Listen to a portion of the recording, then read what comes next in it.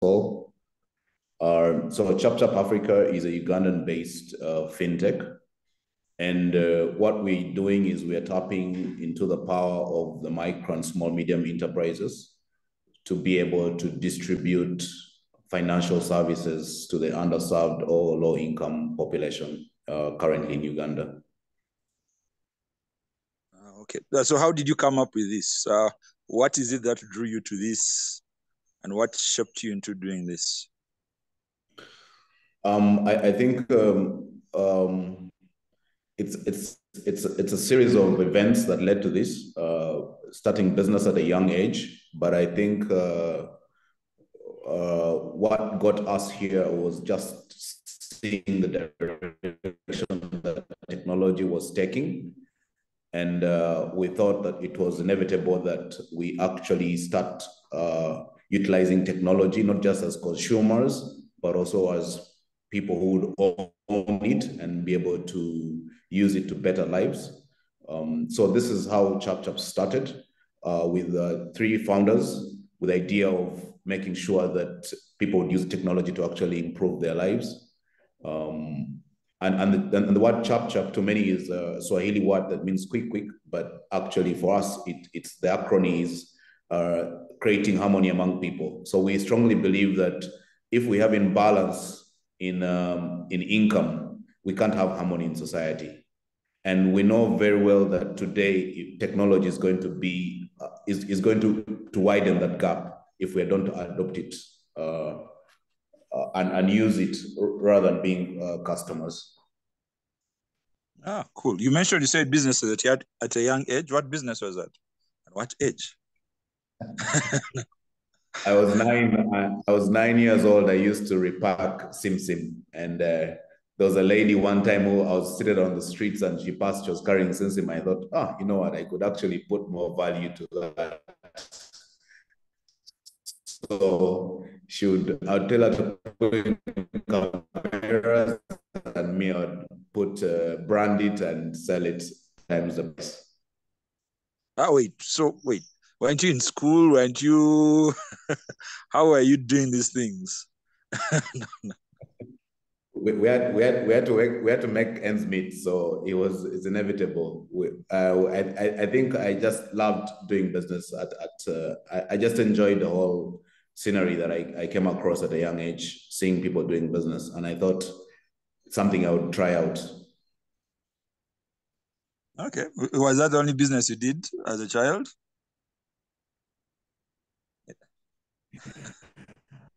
I used to sell cartoons.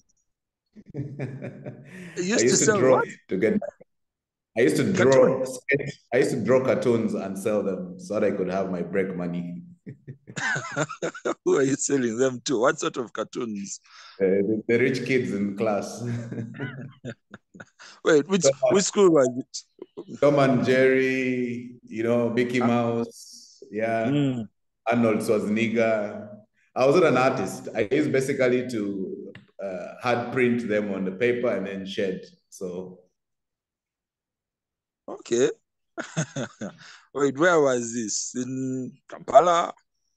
Yeah, well, in Kitante. Kitante.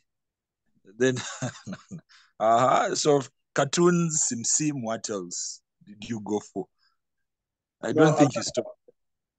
No, I kept on doing a couple of businesses. But mostly I run family businesses where people saw the ability that I had at a young age. So most of the times I would actually jump into restaurants, grocery shops, like an attendant, worked in a couple of saloons. Yeah. You are just not giving information about that stuff. Which family businesses? Who are you working for? Was it your auntie? Was it who were you working? There's a couple of relatives, my aunties, my uncles. Depending on who I was spending the holiday with. So, and what business they were running, I was literally part of that business. Were those businesses only in Kampala? Yeah, no, majority actually were up country. Like which areas? Soroti, Mbale. I see you're trying to get my history and yeah, yes. Sorry, Mbale. Yeah. So growing up, part of your entrepreneurship journey was all over the country, or just Eastern Uganda? No, mostly in the East. Mostly in the East. Yeah. Okay. So when you said you are 3 founders for ChapChap, what issues did you notice when you were doing these family businesses before you got into ChapChap? So I believe I'm glad on the call that we have entrepreneurs here, and I think not all of us are cut out for entrepreneurship, but we are cornered because of situations in our lives. We probably went to school, got a degree,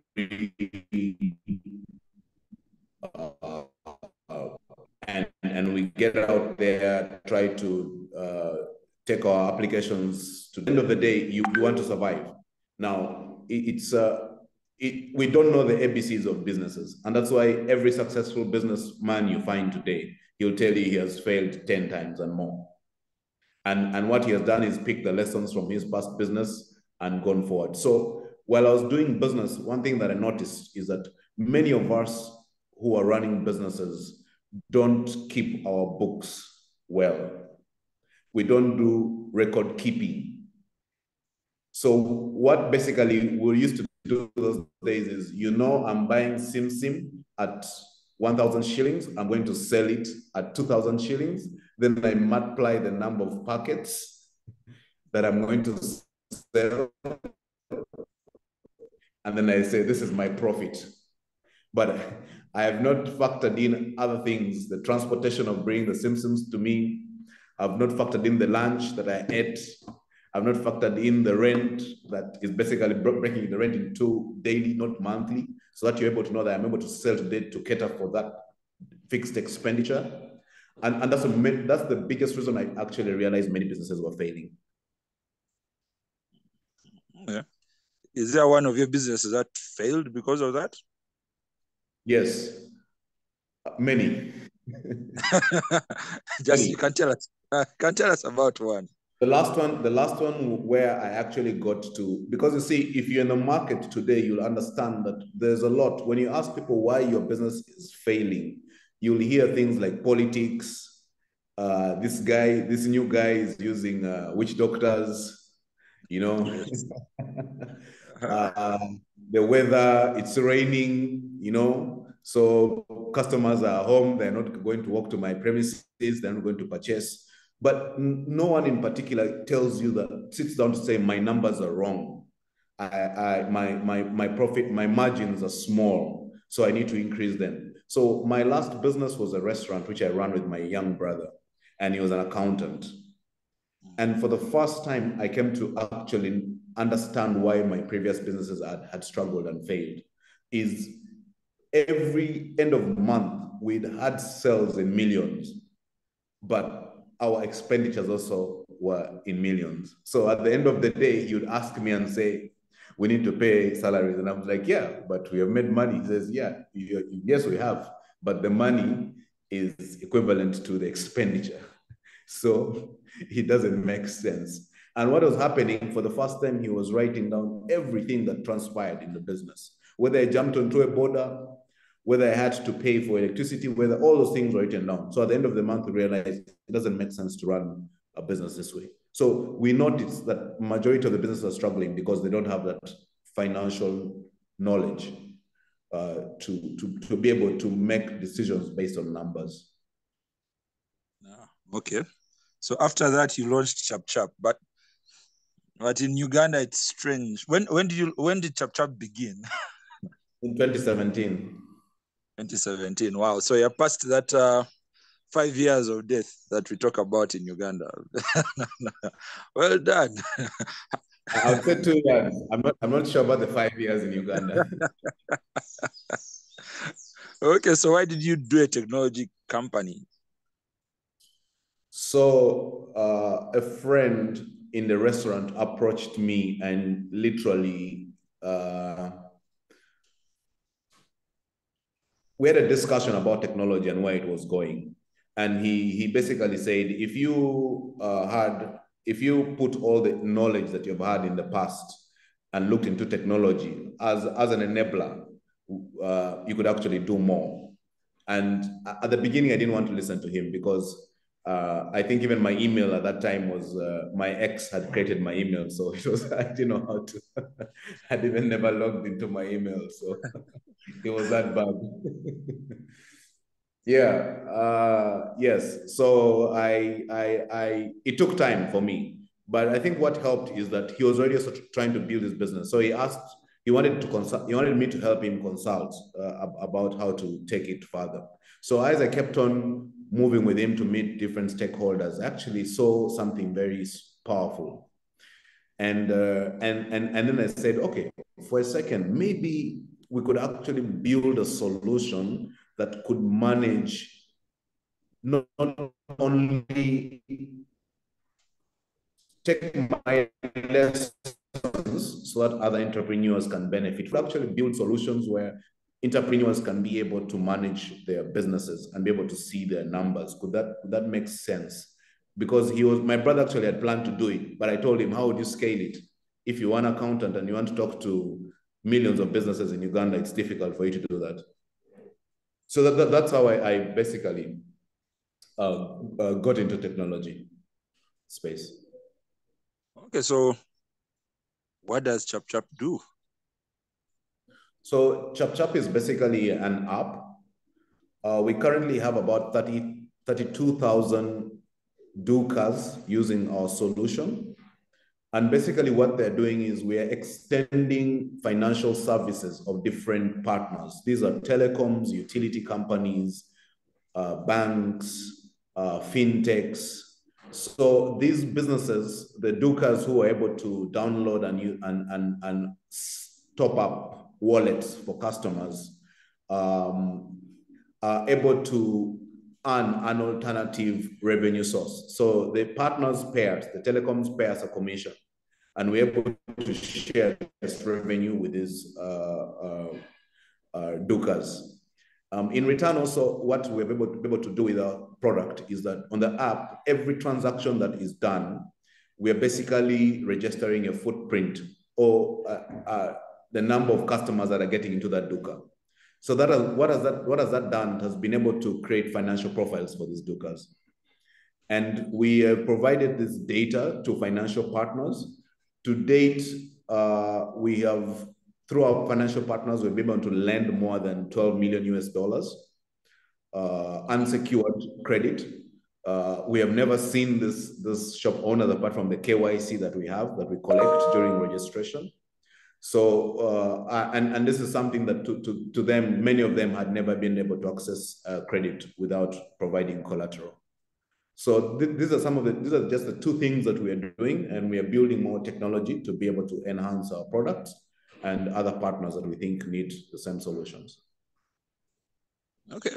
So for a lot of tech companies in Uganda, they usually stop at idea phase, or for a lot of them at prototype phase. You have been able to survive for more than 5 years, and you're continuing to grow. Having 32,000 users in Uganda, yeah, I know we look for unicorns, but 32,000 is actually a big number in Uganda. Actually, by any standard, actually in a lot of other countries also. How have you been able to actually maintain and get to these numbers? A lot. I think the first thing I know that different entrepreneurs who are listening into this call, and they're in different phases, they have different problems. So that's why I don't like having classroom discussions. I feel we are going back to do the same mistakes we used to do. What is important is that every entrepreneur needs to understand that entrepreneurship is not taught.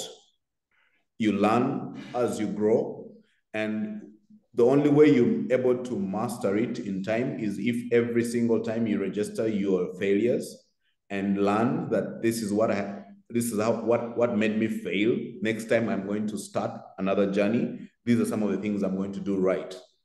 I think that's the first thing. Second, I believe is discipline. You can't see my seat I'm seated on, but I've been sitting on this seat for the past 7 years.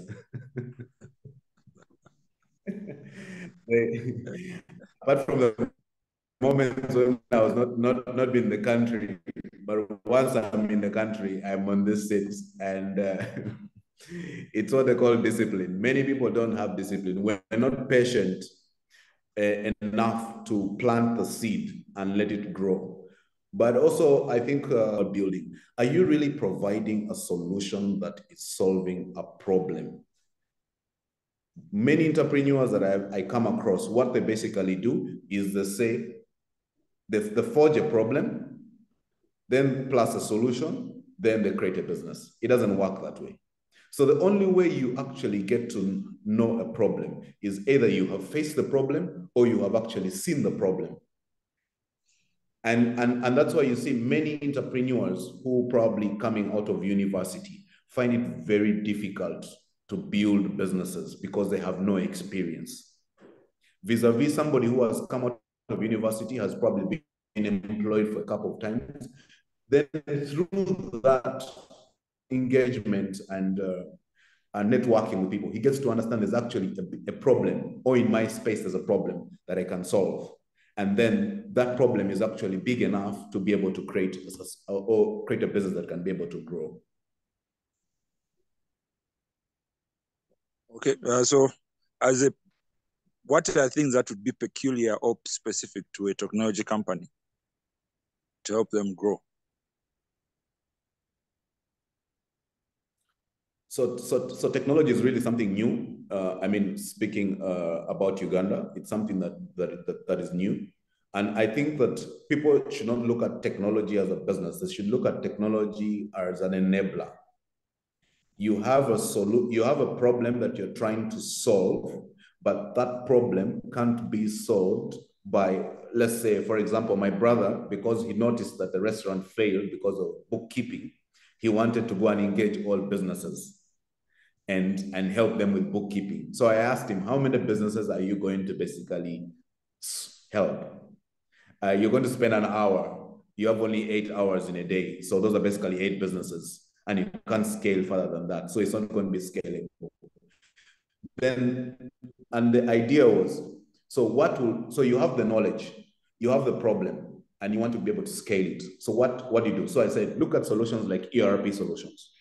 Can we build POSs that are app-based, that run on a smartphone vis-a-vis that run with a point of sale machine? So it's not technology that comes first. There's a lot to it that comes first before we talk about technology. And once the technology is in place, there's always issues. For example, we always have IT companies that collapse when they interface with a company, when they interface with a customer, or those that collapse when they get more customers on board. Have been able to handle this as a ChapChap? Like I said, technology is something new in our ecosystem. So it means that what we're all doing here is we're building a foundation. Once your foundation is strong, it means that then you can be able to scale. Today, we have people who start running, before they walk. So it becomes a bit difficult. Well, what is important is, first of all, to understand is that, and you talk about technology, many of us who are using technology are not customer-centric. Most of the times we are seeing referrals coming in from already existing customers, vis-a-vis even what our marketing team is able to bring in. But it's because they're able to understand, they see the beauty and we are the response that they deserve is actually being given to them because they are customers. But you don't see that in most of the technology companies. That's why when you go and you want to download an app in Uganda, when you just go and look at the reviews, instantly you feel that's not something you should be part of, and avoid that. So you need to get the customers to be part of to be on your side. It's important. There's a saying that one customer, if you do something bad to them, they'll speak to 100 customers. So it'll take you more money to actually clean up that name. Yeah. Yes. That is true. How do you handle the constant changes in the technologies, especially given the technologies keep evolving, companies keep evolving, and also specialists in these technologies are not always available? One thing that we have done over the years, it's actually a very interesting space. Question in technologies, especially for someone like me who literally wouldn't even go into my email. I remember the first time, the first developer we met built a front end, and he showed me the front end, and I told him, when should we launch? And he said, I haven't built the back end yet. And I asked him, I said, what do you mean back end? I mean, I can click and go to the next page. I thought we are done. He said, no, this is just the UI interface of the. That's the last time we had a conversation with him, because I felt he was. So in terms of technology, I think what we have done is we have been grounded. We deploy when something works, we stick to that, and basically maybe enhance that particular solution. Also, we have been able to change, and they want to try out new things. I think that has helped us to really be at to bring our A game to the market in terms of technology. And like I said, every day you wake up, you'll hear of something new that has come up. But I think Uganda is not yet ready for all that. I think we still have a lot to do. It's just the basics of technology. Mm-hmm. You have talked about testing out stuff, but that sort of works in companies that already have a bit of resource envelope or a bit of a slack to do that. When you are beginning, how were you able to handle the technology needs if you didn't have space to test, yet you had to deploy and you had to make sure money is coming in? How were you able to handle those needs? It was a very tricky situation. Actually, ChapChap was probably one of the first companies I ever started where we didn't have to invest in money. We thought, and this is where many entrepreneurs go wrong. They think when somebody says, I want to start a business, they always talk about, to them, resource is capital. Resource is not the knowledge that they have, that they are coming with from a different background, whether it's accounting. Somebody says, give me 5 million, I'm going to, but actually it doesn't need that money. So what we did at the beginning, I think, which we did well, is we were able to sell our vision. And many of the developers that we met and attracted came from very had high-paying jobs. You see the vision in what we're doing. That means in a few years, this is where we're going to be. And we can actually either double your pay or be able to meet the current years. So we were able to just attract talent based on our vision that we had at that time. Okay, that's an interesting angle. Okay, so okay, that's going for a lot of other internal kitchen. Today we have Emmanuel Emodek with us. Please put your questions in chat as we open up the floor for everybody. You can also raise up your hand so that we can get your questions there. So what has enabled you? You talked about the foundations in order to scale. Do you think you're at the point of scaling, or you're still at foundation building? No, I think we're at the point of scale, because currently I'm not even managing, no longer running ChapChap as a company. So we have a team, or a CEO and his team that are managing the company. So I think we're no longer at that level of building. Right now, we're actually setting up for scale. And soon, I know many people on this call probably have not heard about ChapChap, but just that's, they always say, if your first hit song. If your first song was a hit, it's difficult to do a comeback. You'd rather do an ABCD song. Yeah. Okay. One final one before I open up to questions. What do you think are your key foundations at the moment that you feel are ready to enable you to scale? So I think talent. First, I think we're ready. It's most of the times managing people is more like and you're going back to nursery school with kids. Everyone has their own mood that they come with in the morning. I think what we've been able to do is talent. We've been able to attract the right talent, but also we've been able to build a very strong culture at ChapChap. I think many entrepreneurs need to learn from maybe another version of our call if it happens in terms of culture. Just making sure that the people that you have stick with you. Our retention rate is about 99% at ChapChap, and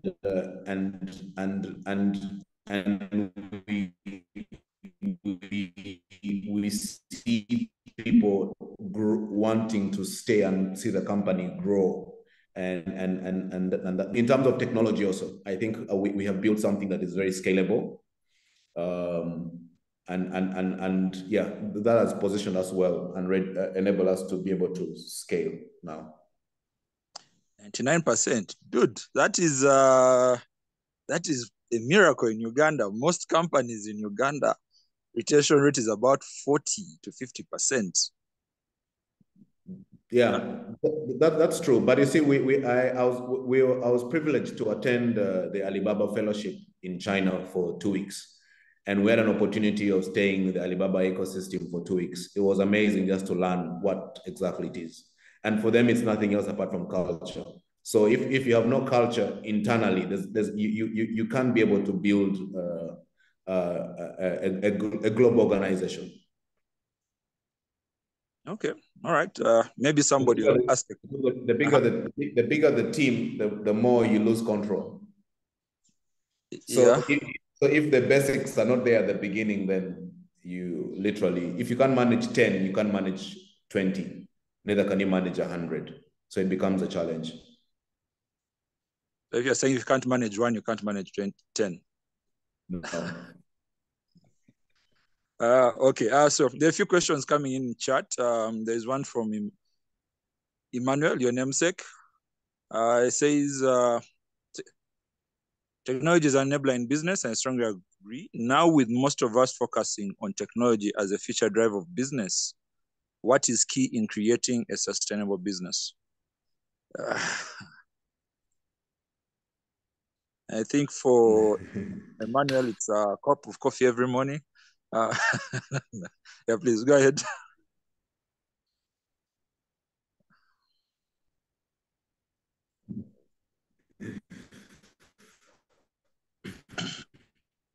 I think for this question. So it's a lot, and I think many of us as entrepreneurs on this call, we have read books, we have had motivational speakers talk to us. For me, it comes to one thing. I think many entrepreneurs don't have a strong reason as to why they're doing business. I always tell people the why. They don't have the why. So you are doing business, but you're staying with your mother. You know, you're doing business, but your parents are giving you pocket money. It's the why is not so big. The why is not so big. Every entrepreneur that I've met that has made strides, if you hear their background, it's really it's painful that they wanted to come out of that. They were basically drowning, so they wanted to come out of that. Now, the moment your why is big, it means then first you're disciplined. You have to be committed because you know exactly what you want, and nothing can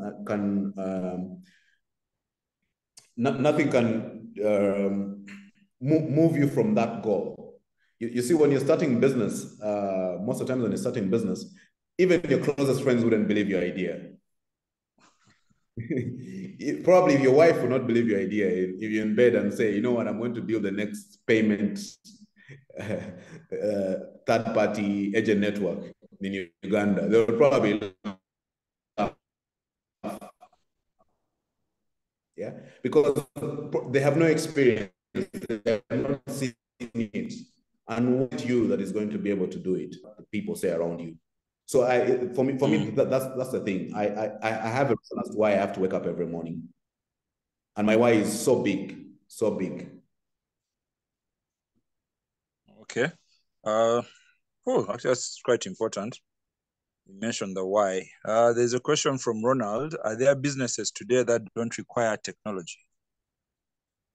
Yes, very many. Very many.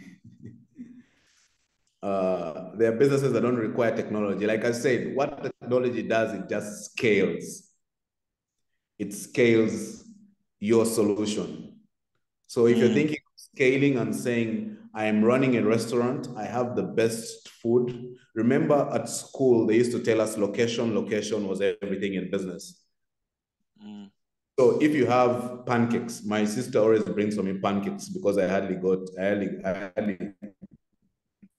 to town, and she always brings me pancakes. and I'm sure that other people who long for those pancakes. But how morning, however much they're the best pancakes in the world.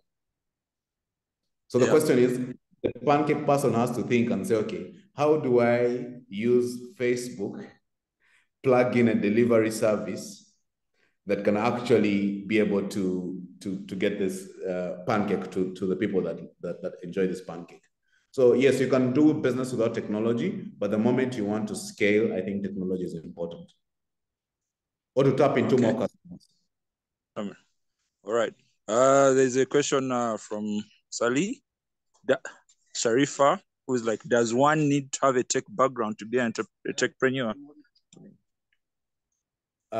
Good question. So in 2015 was the first time I got hold of a computer. So and I remember I was using one finger to to hit the keypad. So and one of my friends was a developer at MTN, and he used to look at me and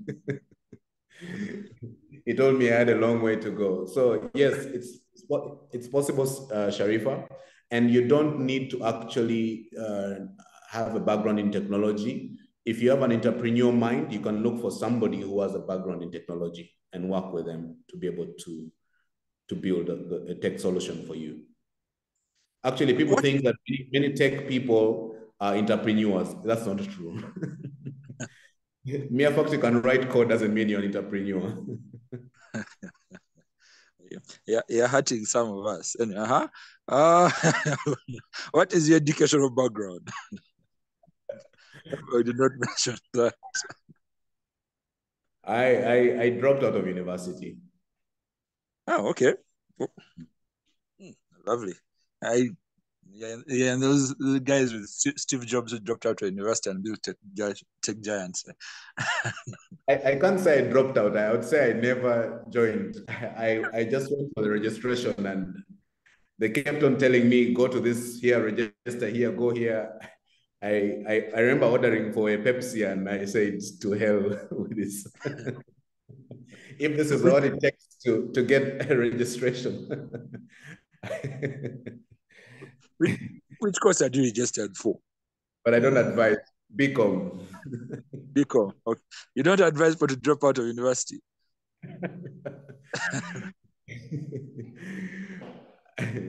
I can't say that. I can't say. I think everyone has their calling. Okay, maybe. All right, there's a question from George. Privileged to be here. Do you have a story of any transition from a physical business store to a hybrid of both physical and tech-led? No, we actually had about 1,000 businesses before COVID. We are actually getting back to that vision right now. We had a few challenges because we were unable to be able we couldn't make, we're not able to make commercials from that side of business because many of the entrepreneurs didn't seem to understand, to see the value.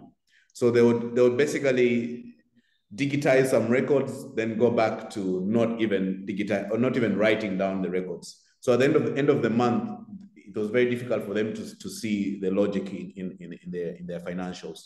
But this is something we're definitely revamping. We are coming back with a totally different approach to this particular problem. And we strongly believe that every Duka needs to adopt technology for them to be relevant tomorrow. Okay. From Martin again, what builds an internal culture in an organization? Which key lessons did you learn from Alibaba? So in terms of culture, first of all, you, the founder, or you, the entrepreneur, there are certain beliefs that you have beliefs as an individual, and there are things that what would I say? Let me call them beliefs or the traits that you have. So that means that you have to attract the same people who have those traits. So Steve Jobs once said that if you can't have a beer with that person, then that person can't be part of your team. I'm not saying go have beer with your staff on your team. I'm just saying that if you can't actually sit with someone and have a conversation, then it means that they can't be part of you. So when you're building a team, a culture, I advise you, don't go and read books. Culture is built basically on what you're seeing, what you believe. So if there's something you strongly believe, you make sure that's what you put. And also focus on things that are scalable. Many times people don't look at culture in a narrow way, right? Look at it in a broader way. So look at things that are scalable, where you know that actually you can accommodate more people in your ecosystem by building that culture. So we have been able to build a very interesting culture at ChapChap, where it's difficult for you to actually know that there's a boss at ChapChap. The boss only appears when something is not done, and that's very rare. So we do have games. We do have most companies have appraisals. Yeah, we always have facts moments where you all sit on a round table and you basically say, Abid, I don't like this about you. I like this about you. This about you basically messes up my morning. So it has to be something to do with work. You just can't say, Abid, I don't like you because I always see you at the nightclub. Yeah. You've never seen me at a nightclub. Okay. There's a question from Jude. You mentioned that technology is an enabler of ideas, and that's correct. How did you go about finding developers, and who would you recommend as a good resource for app development? So like I mentioned, my first developer, literally I fired him instantly because he basically presented the front end for me. So I actually went out through groups. I asked around.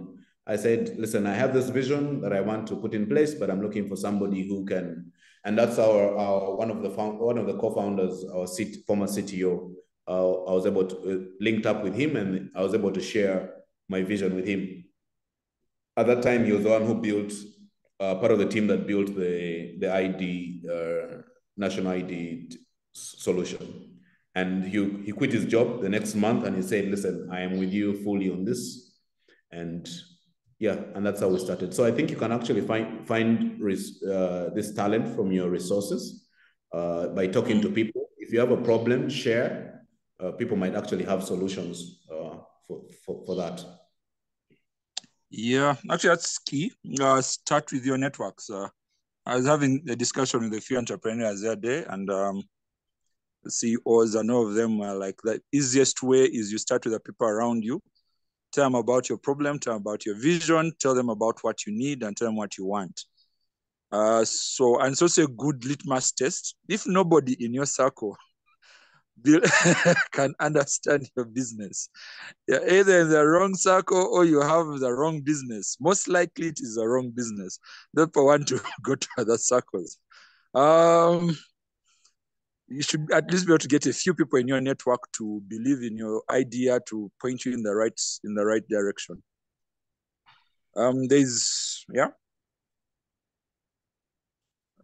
Okay, there is something from Ben. He says, Ben Okello has Easy Circle, a financial technology service for savings, and they leverage on technology to improve, deliver, and secure affordable saving and investment solutions for everybody. That is a very long one. You need to trim that a little bit. My question is, how did you manage to build and maintain a successful team in your first 3 years of operation? Interesting question. And I think many entrepreneurs have a challenge in the first 3 years, especially you want to balance to make sure the business is going on. One thing that I remember and probably remarkable about ChapChap is from month one, we have never missed paying salaries. So nice.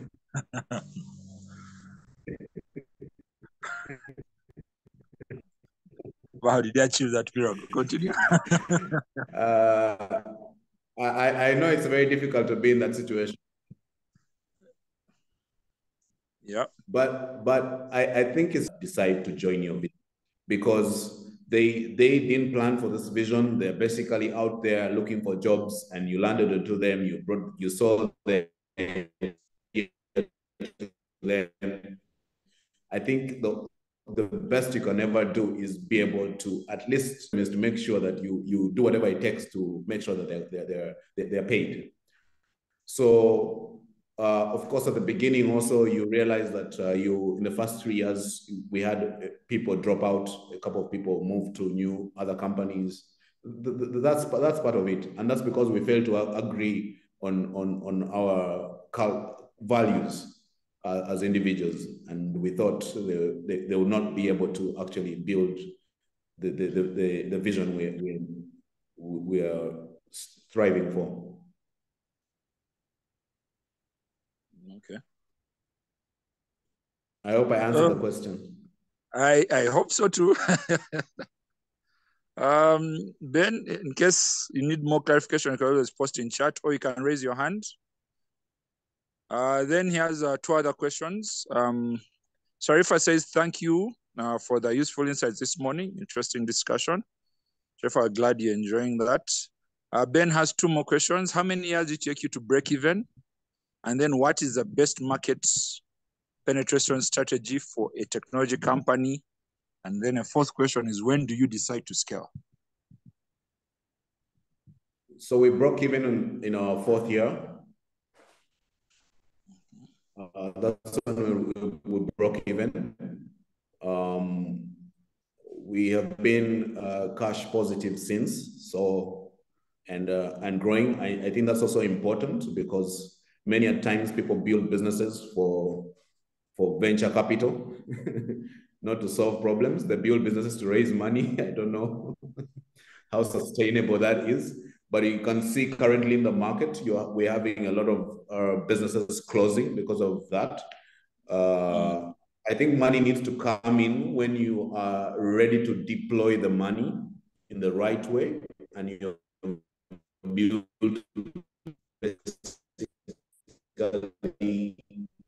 systems in place to be able to work in your favor. Money can actually be your downfall. Second question, Abid, was? Let me check. Second was, what is the best market penetration strategy for a technology company? Good question. I think word of mouth.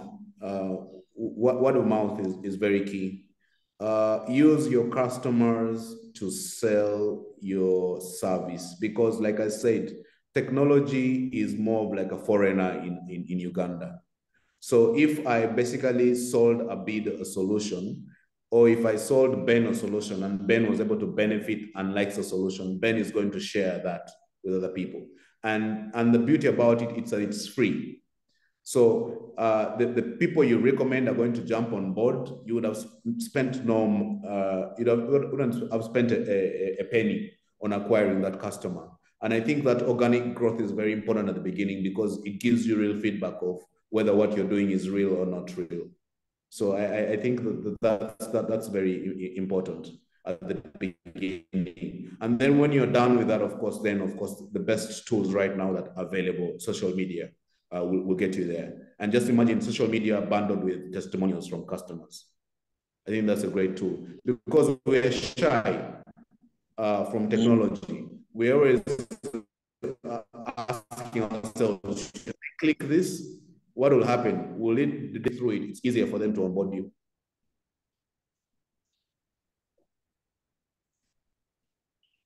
Okay. Yeah. Now, there's something you have mentioned there about funding. A lot of tech companies, when they start, I've noticed this with techpreneurs in Uganda, they start their idea and the first thing they do is they go and look for funding instead of looking for a customer. And then they win grants, they win awards, they win hackathons, and they do this for about 1-2 years. And in that period of the 1-2 years, they might have raised about 10,000, 20,000 US dollars, and they have acquired 1 or 2 customers, which does not make sense. And funding has killed a lot of tech businesses in Uganda because they don't know what to use that money for. When they get it, they start paying themselves good salaries. They change their chair every year to be more comfortable.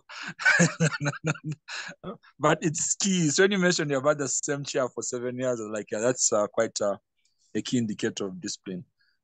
Ben had one more question. The one was, when do you decide to scale?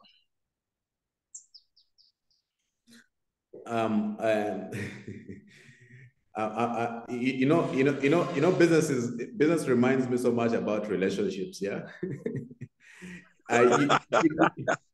You can't say you're ready to, when you're dating somebody, you can't say now, after 2 years is when everyone should propose. No, it's, you get to know at what level it is. It works differently for different people. Some people are able to scale in the first year. Some people are able to scale in the first month, depending on the product. Some people are able to scale after 10 years. Alibaba always, Jack Ma always mentions that any product has to scale. After 10 years is when the product is supposed to be able to scale. Because and that's based of his experience as he built Alibaba. Most of us are not aware, but Alibaba in the first years actually almost closed shop. So one of the things they had to do is close the other markets that they had opened, and they came and focused all their resources back into China, and that's where Alibaba was able to survive. So Ben, there's no, I can't give you a time. It's just you as an entrepreneur at that moment where you are, you actually know that this is the moment for me to scale. Yeah.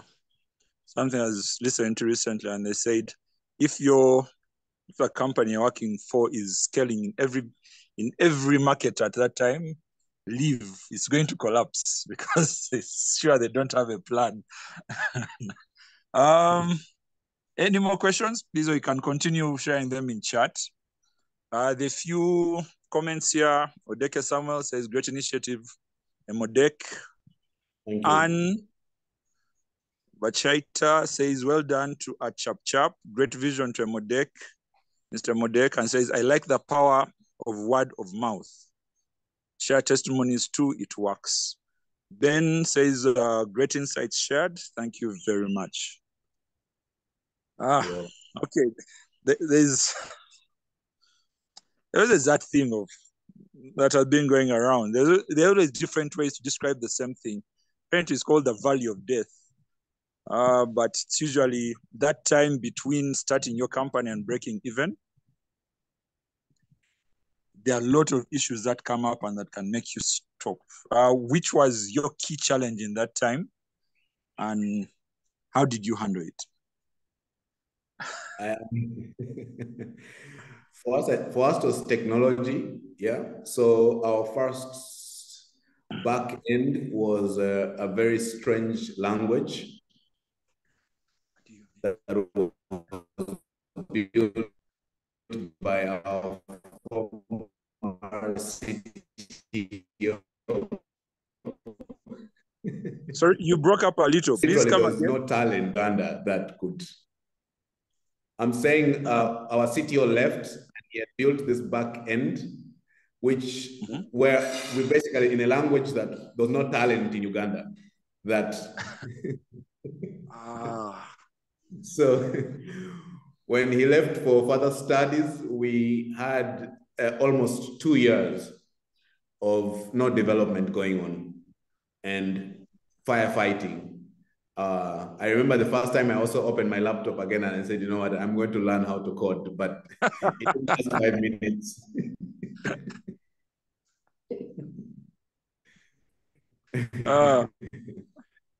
Okay.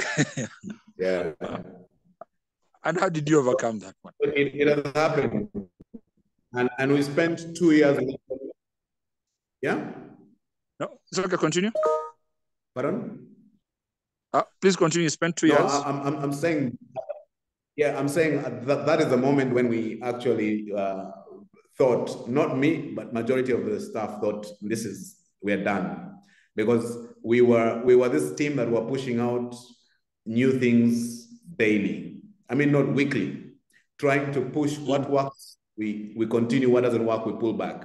More of R&D, but live, because we don't have the resources to really deploy those kind of initiatives in the organization. So it wasn't a good experience for us, but we managed to overcome the situation. Okay, I think this will be the last question from Henry in Taro. It says, scaling a business means setting the stage to enable and support growth in your company. I think this is what Emodek has been talking about, setting the foundation. It means having the ability to grow without being hampered. It requires planning, some funding, the right system, staff, processes, technology, and partners. How have you managed to scale without being hampered as ChapChap? I'm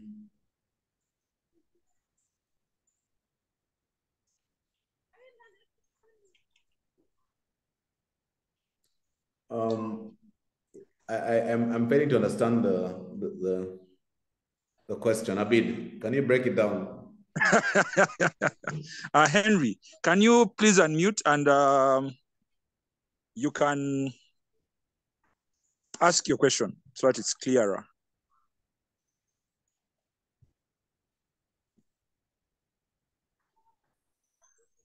Henry, are you there?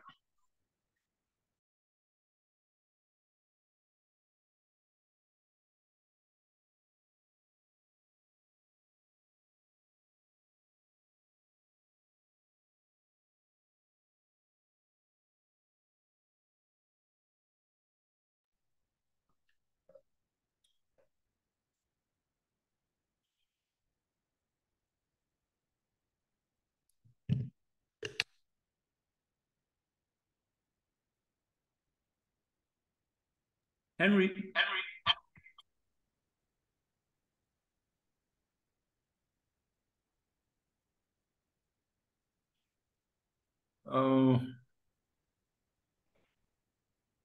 I think Henry is not able there to unmute himself. Maybe what I could ask in lieu is that is, which systems have been key for you to enable you to scale?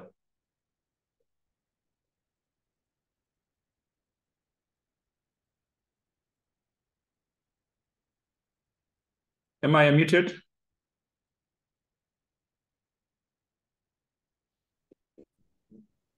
What is systems, Abid, you mean? You talked about operations, setting up systems. So which ones have been key for you? Have they been the technology systems? Have they been staff management? Has it been accounts? Which one exactly has it? Has it been milestoning? So I think all work together. Most of course, importantly is I think technology, because so yesterday we had a discussion about we're having a huge number that is actually jumping on board to use the solution, and we thought, does this mean that we are going to increase on our staffing to cater for the high growth of customers that are coming in? And does it mean that we actually have to teach all these customers that are coming in what ChapChap is? And how do we prepare to make sure that this is basically, we have like a self-service platform where somebody jumps is able to understand and start doing business. Many of us, for example, we're using Facebook. Those who are using Facebook today, just imagine if Facebook was to teach every customer how to use Facebook. They wouldn't have the numbers that they have today. So for us, it's more of technology. And then how does this technology basically blend with the other departments? So for example, we are automating as many processes as possible that we have in the organization. And what we always have in the organization as a theory is that, is it something that we can duplicate? And if so, can we take the ChapChap system and take it to Kenya and it's able to work like the way it's working here? So technology is key, but also just processes, internal processes, finance, customer care. Yeah. Okay. Henry, I hope that answers your question. From what I've heard, there is a quick question. When you're scaling, do you need more people to bring more people on board? You should be able to have systems in place that allow you to bring in more customers without necessarily increasing the number of staff. I think that's all we have had time for today. Thank you everybody for the questions. This will be shared on the YouTube channel of Enterprise Uganda, and you can always get it on previous editions. Emma, what is your last word for people looking to start and scale up a technology company?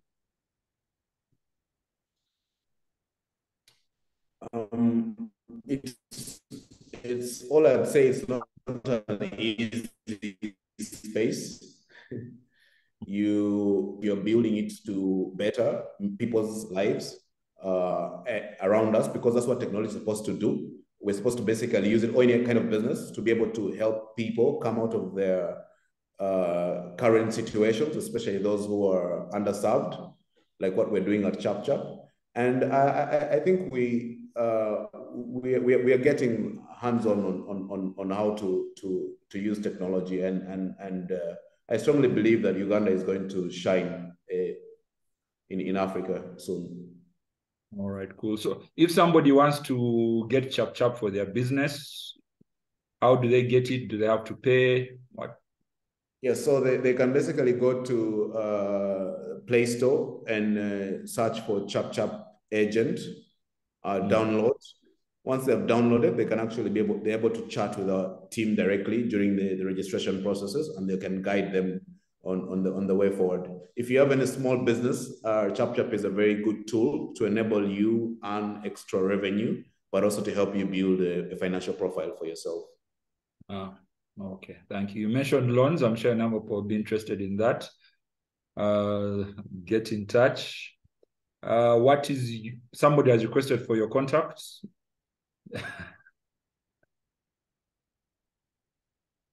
I'll drop my email. I'll drop my email.